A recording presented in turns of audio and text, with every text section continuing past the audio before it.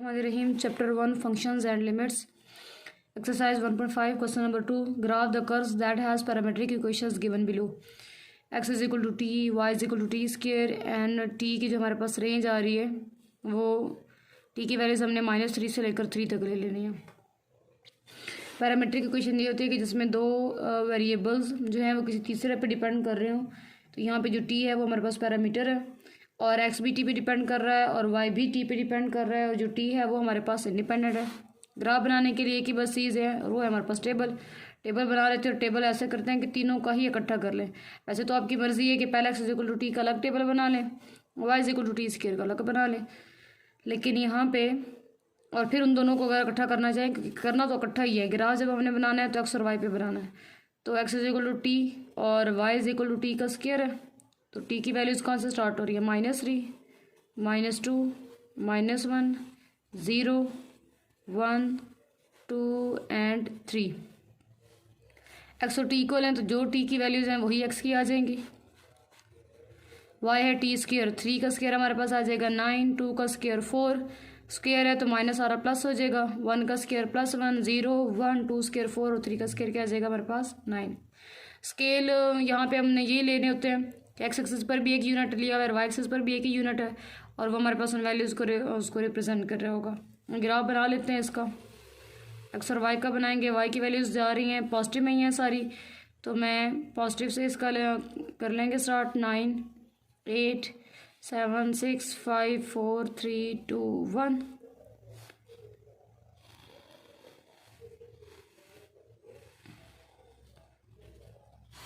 X की value check करें तो 3 तक जा रही हैं, 1, 2, 3।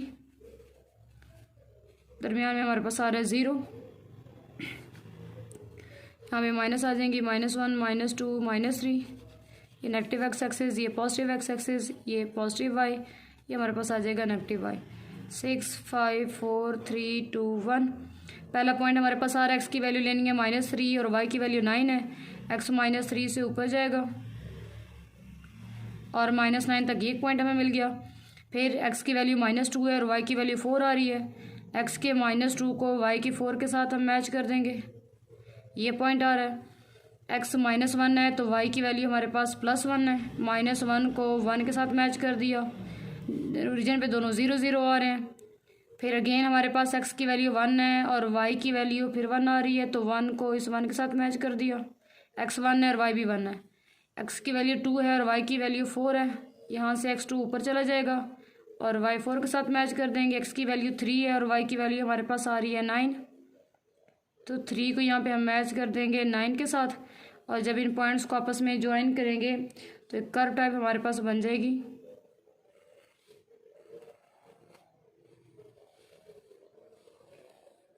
और ये पॉजिटिव साइड पे ही रहेगी, क्यों? क्योंकि जो y है वो टी स्क्वायर है, तो क्योंकि y और x और t इक्वल हैं तो मतलब हम लिख सकते हैं y is equal to x square. तो जो x की जो भी वैल्यूज़ लेंगे चाहे पॉजिटिव हैं या नेगेटिव हैं, उसका जो आंसर आएगा y में वो हमेशा पॉजिटिव ही आएगा, तो उसका जो ग्राफ बनेगा वो हमारे पास पॉजिटिव एक्स एक्सिस पे ही बनेगा।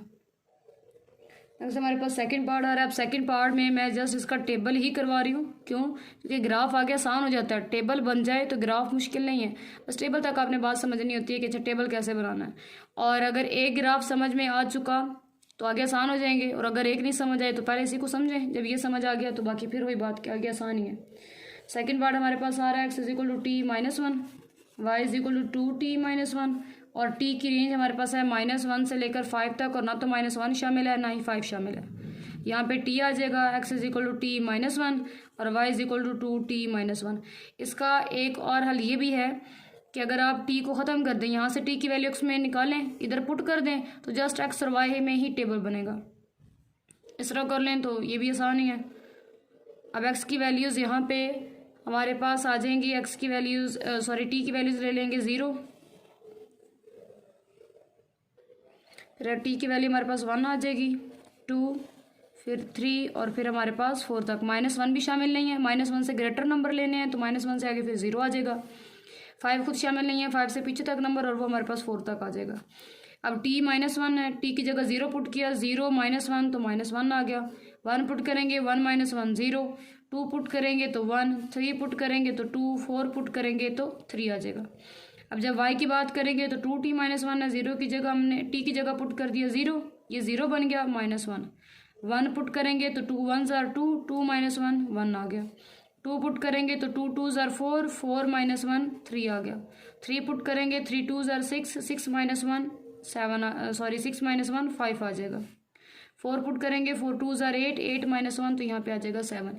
एक्स और वाई का ग्राफ बिल्कुल सिंपल सा, हमारे पास होल नंबर आ रहे हैं, पॉइंट में भी नहीं है, तो ये इसका ग्राफ आगे आपके लिए आसान हो जाएगा। उसके बाद हमारे पास इसका थर्ड पार्ट आ रहा है, x is equal to secant theta, y is equal to tan theta, और इसमें थीटा पैरामीटर है। अच्छा, इसका भी एक तो टेबल बनाने का ये तरीका है जैसे पीछे किया है कि ऊपर थीटा रख लें, थीटा की वैल्यूज ले लें, नीचे जो एक्स पे आंसर आएगा सीकेंड थीटा वो लिख लें, फिर वाई पे जो आंसर आएगा टैन थीटा का वो लिख लें। लेकिन अगर मैंने जैसे पहले कहा है कि अगर आप टी को ख़त्म करके सिर्फ एक्स और वाई में कन्वर्ट करें तो वो भी कर सकते हैं। अब यहाँ पे हम ये कर लेंगे कि थीटा को ख़त्म कर देते हैं, X square is equal to secant square theta और Y square is equal to tan square theta, दोनों तरफ स्क्वायरिंग कर दी। अब सबट्रैक्ट कर देंगे दोनों को, x square minus y square is equal to secant square theta minus tan square theta. Secant square theta में से टैन स्क्वायर थीटा को माइनस किया तो वो हमारे पास बन जाता है 1, आइडेंटिटी है। अब ये हमारे पास इक्वेशन से बन गई x square minus y square is equal to 1। अब यहाँ से एक्स और वाई हमारे पास दो वेरिएबल आ चुके हैं, एक्स की वैल्यूज़ खुद से ले लेंगे और वाई की वैल्यूज़ पुट करके फाइंड कर लेंगे। लेकिन एक्स की वैल्यूज़ लेनी कौन सी हैं और वाई की क्या आंसर आएंगे वो चेक कर लेते हैं। +1 इधर आकर -1 और माइनस वाई स्क्वायर इधर आकर प्लस वाई स्क्वायर, दोनों तरफ स्क्वायर रूट लिया तो वाई का आंसर आ गया प्लस माइनस एक्स स्क्वायर -1। अगर स्क्वायर रूट आ जाए फॉर रियल वैलिड फंक्शन तो हमें ये बात पता है कि हमने उसको लाजमन ग्रेटर इक्वल टू 0 लेना है, -1 उधर जाकर +1 हो जाएगा, स्क्वायर रूट ले लेंगे तो एक्स का आंसर आ जाएगा +-1। अब यहाँ पे प्लस के साथ जो साइन होता है वो वही आता है, ये हमारे पास यही लिखा हुआ है कि एक्स हमारे पास आ रहा है ग्रेटर इक्वल टू +1 1 और 1 से ग्रेटर आ रहे हो, और फिर यही साइन इधर आएगा और यहाँ पे क्या लिखा हुआ है -1 से लेस वाले सारे नंबर। बात क्या पता चली, मैं यहाँ पे इसको नंबर लाइन पे कर रही हूँ तो समझ आ जाएगी। इसमें आ रहा है एक्स ग्रेटर इक्वल टू 1 है, ये 1 है, ये 0 और ये -1। 1 से ग्रेटर 1 खुद भी शामिल है और 1 से ग्रेटर सारे नंबर वो इस साइड के हैं, 1 खुद भी शामिल है और 1 से सारे नंबर इधर आ गए। इसमें कह रहे हैं एक्स लेस इक्वल टू -1 है, -1 खुद भी शामिल है तो -1 और -1 से सारे लेस नंबर इस साइड पे हैं, तो ये वाला इंटरवल भी है। बस ये जो दरमियान में नंबर आएंगे ना -1 से लेकर 1 तक, ये नंबर इंक्लूड नहीं है। क्यों? क्योंकि ये नंबर हैं 1 से लेस। अब अगर ये स्मॉलर नंबर हैं और 1 ग्रेटर है तो साइन ग्रेटर का होता है, और यहाँ पे 1 की शुरू में माइनस साइन आ रहा है, इसका मतलब है आंसर माइनस आएगा। जैसे अगर 0 पुट कर दो एक्स की जगह, 0 पुट किया 0 -1 √-1 आ गया आयोटा, ये तो हमारे पास कौन सा नंबर बन गया, कॉम्प्लेक्स नंबर। और हम रियल वैलिड फंक्शन को, रियल वैलिड नंबर्स को डिस्कस कर रहे हैं, तो यहाँ पे हमें पता चला कि जो हमारे पास डोमेन बन रही है, जो हमने एक्स की वैल्यूज़ लेनी है, वो हमारे पास बन रही है कि -∞ से लेकर -1 तक, फिर यूनियन 1 से लेकर आगे +∞ तक। ये सारे नंबर भी ले सकते हो, ये वाले भी ले सकते हैं, बस इन दोनों के दरमियान में जो नंबर है ना ये हम नहीं ले सकते। अब टेबल बना लेते हैं, इधर एक्स की वैल्यूज़ आ जाएंगी और यहाँ पे हमारे पास आ जाएंगी वाई की, और या तो आपकी मर्ज़ी है प्लस वाले के लिए अलग बना लें, माइनस के लिए अलग बना लें। ये मैं इसकी बात कर रही हूँ कि y is equal to +-√x² -1, plus के साथ लिख के अलग कर लें, माइनस के साथ लिख के अलग कर लें। बस फ़र्क ये होगा, जब प्लस लगाएंगे तो सारे आंसर पॉजिटिव आ रहे होंगे, माइनस लगाएंगे तो सारे आंसर नेगेटिव हो जाएंगे। एक्स की वैल्यूज़ हम यहाँ पे ले लेते हैं -3, -2, -1, 0 ले नहीं सकते, फिर 1 2 एंड 3। -3 का स्क्वायर 9, 9 - 1 8, √8 सॉल्व करेंगे तो +-2.8 आ जाएगा। -2 स्क्वायर 4, 4 - 1 3, √3 सॉल्व करेंगे तो ये हमारे पास +-1.7 आ जाएगा। -1 पे भी 0 आएगा, -1 का स्क्वायर +1, 1 - 1 0, 1 - 1 0, 2 पे करेंगे दोबारा वही, फिर हमारे पास प्लस माइनस में 1.7, 3 पुट करेंगे तो अगेन हमारे पास +-2.8 आ जाएगा। अब अगर हम इसकी ग्राफ की बात करें तो इसका ग्राफ ड्रॉ कर लेते हैं।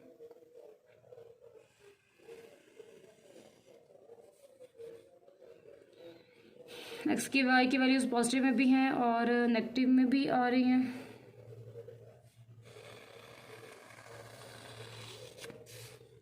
दरम्यान में रीजन हो गया, एक्स की वैल्यूज़ कहाँ तक जा रही हैं, हमारे पास आ जाएंगी -1 -2 और बन गया -3, यहाँ पे ये 1 2 और 3, ये हमारे पास हो गया x axis. Negative x axis. Y की बात करें तो हम यहाँ पे इसका ले लेते हैं, ये आ जाएगा 0.5, ये बन गया 1, ये बन गया 1.5, ये बन गया 2, और मैं अब इसका यही 2.5 तक ही करूँगी। ये बन जाएगा -0.5, ये बन जाएगा -1, -1.5, और ये -2, और ये हमारे पास आ जाएगा -2.5, और यहाँ पे हम अगर 3 लेते हैं -3, तो इससे पीछे हमारे पास -2.8 आ जाएगा। 2.8 तक हमने जाना है। अच्छा, पहले चेक करें, x -3 है और y +2.8 भी है, -2.8 भी है, मतलब ये जो x -3 है इसको हम ऊपर भी मैच करेंगे। अब थोड़ा सा अगर मैं इसको 2.8 बना के थोड़ा सा नीचे 2.5 कर दूं, तो ये -3 को हमने ऊपर प्लस वाले 2.8 के साथ भी मैच कर दिया है, और उसको नीचे वाले -2.8 के साथ भी मैच कर दिया। फिर x की वैल्यू -2 है और y प्लस माइनस में है 1.7, ये 1.5, 6 और 7, तो इस 2 को हम ऊपर भी प्लस 1.7 के साथ भी मैच कर देंगे, और नीचे b से 1.7 के साथ यहाँ पे मैच कर देंगे। स्केल के साथ ड्रॉ करेंगे तो बिल्कुल ठीक होगा। माइनस, जब x -1 है तो y 0 है, तो वो तो यही पॉइंट आ जाएगा, और जब x 1 है y फिर 0 है, यही पॉइंट आ गया। अब x की वैल्यू 2 है, तो 2 को भी ऊपर प्लस वाले 1/7 के साथ भी हमने मैच करना है, और नीचे वाले -1.7 के साथ भी हमने उसको मैच करना है। इस तरह 3 को ऊपर प्लस 2.8 के साथ ऊपर भी मैच करेंगे, और ये कुछ स्केयर ये बनते जा रहे हैं, डिब्बे बनते जा रहे हैं हमारे पास, और नीचे वाले 2.8 के साथ भी मैच कर देंगे। अब इनको जब आपस में ज्वाइन करते हैं तो ये इधर ज्वाइन हुआ, इधर आया, इधर से ये इधर, ये हमारे पास इस साइड पे कर्व बन गई। इनको आपस में ज्वाइन करते हैं तो ये है, फिर 0 पे गया, ये यहाँ से होता हुआ इस टाइप का, तो ये कुछ इस टाइप का हमारे पास ग्राफ बन जाता है। अगर यहाँ पे क्रॉस ड्रॉ कर दूँ तो मतलब ये ऐसे हमारे पास कर्व बन रही है, और ये वाली कर्व हमारे पास इस साइड पे आ रही है। ये हमारे पास इस पैरामीटर की क्वेश्चन का ग्राफ बन चुका है। Question number 3, draw graph of the function defined below. हमारे पास इन्होंने क्वेश्चन 3 में हमने इनके ग्राफ ड्रॉ करने हैं, and find whether they are continuous. हमने ये बताना है कि वो कॉन्टीन्यूस हैं या नहीं। फिट हो गया, हो गया। अच्छा, हमारे पास y = x - 1 हमने फंक्शन तब लेना है इफ़ x < 3 हो, और y का फंक्शन 2x + 1 हमने तब लेना है अगर x जो है वो > 3 हो। तो दोनों के लिए टेबल बना लेते हैं। y = x - 1 के लिए बना लेते हैं, फिर y = 2x + 1 के लिए बना लेते हैं। यहाँ पे जो x की वैल्यूज़ हमने लेनी है वो 3 से लेस हो, 3 से लेस हो तो -1 से शुरू कर लेते हैं, -1 ले लेते हैं, 0, 1 एंड 2। y x -1 है, पुट करते जाए, यहाँ पे x की जगह -1 पुट करेंगे, -1 -1 -2, 0 पुट किया तो सिर्फ -1, 1 पुट किया तो 1 - 1 0, 2 पुट किया तो 2 - 1 1 आ गया। अच्छा, अब इसका टेबल बना लेते हैं। x की वैल्यूज़ हमने यहाँ पे कहाँ से लेनी है इस फंक्शन के लिए, 2x + 1 > 3, 3 खुद भी आएगा, 3 4 5 एंड 6 ये ले लेते हैं x की वैल्यूज़, और यहाँ पे y की वैल्यूज़ हमारे पास जो आएंगी वो फाइंड करके लिख लेते हैं। टेबल बना लेते हैं, ज़रा पता चले टेबल की तरह ही है। यहाँ पे y आ जाएगा, y हमारे पास क्या आ रहा है, 2x + 1, 3 2 = 6, 6 + 1 7, 4 2 = 8, 8 + 1 9, 5 2 10, 10 + 1 11, 6 2 = 12, 12 + 1 13, ये हमारे पास आ जाएगा। अब इसका ग्राफ ड्रा कर लेते हैं। है तो वैसे बिल्कुल सिंपल सा,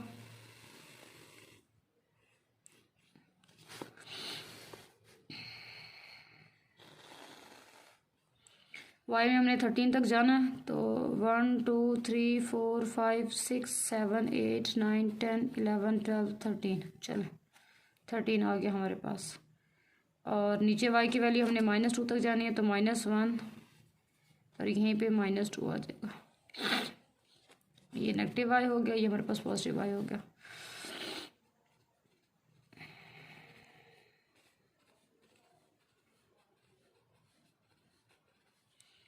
x की वैल्यूज़ की बात करें तो x की वैल्यूज़ हमारे पास यहाँ पे क्या आ रही है, सिर्फ -1 तक के लिए। मैं थोड़ा सा खुला करके -1 कर रही हूँ, और जितना गैप हमने x का यहाँ पे रखना है उतना ही गैप इधर होना चाहिए। ये फिर आ जाएगा 1 2 3 4 5 एंड यहाँ पे आ जाएगा 6। 6 तक हम लोग गए हैं। अब यहाँ पे मैच करते हैं, x-1 है तो y की वैल्यू -2, x-1 को y-2 के साथ मैच किया, ये पॉइंट आ गया। x की वैल्यू 0 है और y की वैल्यू -1 है, मतलब x नहीं है, सिर्फ y की वैल्यू है तो ये आ जाएगा -1। फिर x 1 है, y नहीं है तो ये हमारे पास पॉइंट आ जाएगा। फिर x की वैल्यू 2 है, नंबर दे लेते हैं, x की वैल्यू 2 है और y की वैल्यू 1 आ रही है तो ये 1 है और ये 2 है, ज्वाइन कर देते हैं। जब इन नंबर्स को आपस में ज्वाइन करेंगे तो ये हमारे पास कुछ इस टाइप का ग्राफ बन गया। ये जो हमारा ये टेबल था, इस टेबल का ये ग्राफ बन चुका है।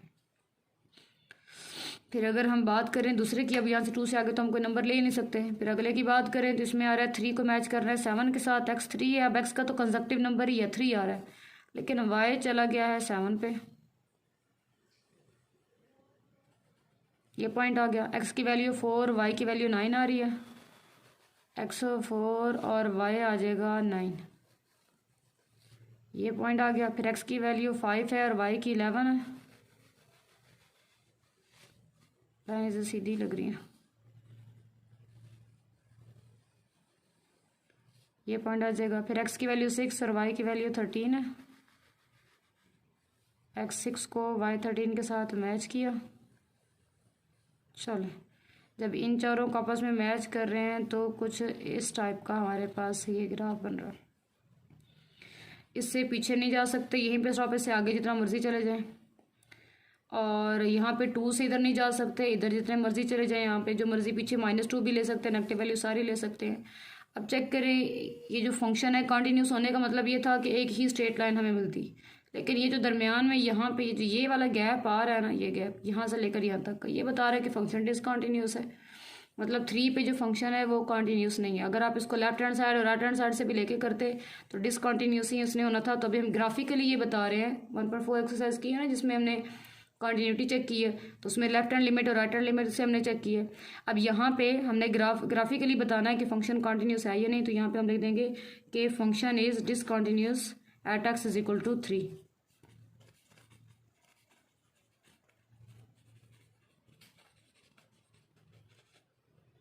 ठीक हो गया।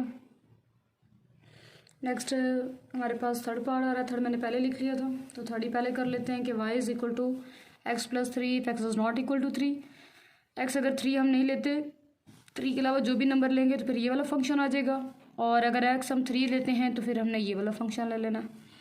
अब ये इसमें इकट्ठा टेबल बना ली, x की वैल्यूज़ हमने -1 0 1 2 3 4 5, -1 3 से लेस है, ये वाला फंक्शन आ जाएगा। -1 + 3 2 आ गया, 0 पुट करेंगे 3, 1 पुट करेंगे 3 और 4, 2 पुट करेंगे तो 5।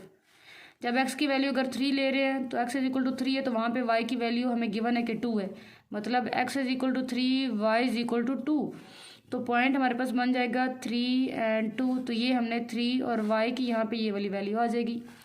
फिर x की वैल्यू 4 लेंगे, मतलब ज़रा 3 की इक्वल तो नहीं है, तो 4 + 3 7, 5 ले लेंगे तो 5 + 3 8। ग्राफ बनाया, -1 से स्टार्ट किया, -1 को मैच किया 2 के साथ, x की वैल्यू 0 है, y की वैल्यू 3 है, तो सिर्फ y एक्सिस पर ही पॉइंट आ जाएगा। x की वैल्यू 1 है, y की वैल्यू 4 है, दोनों को मैच किया, ये पॉइंट आ रहा है। x की वैल्यू 2 है और y की वैल्यू 5 आएगी, तो ये पॉइंट आया है। जब पॉइंट को आपस में ज्वाइन किया तो हमारे पास ये आ रही है।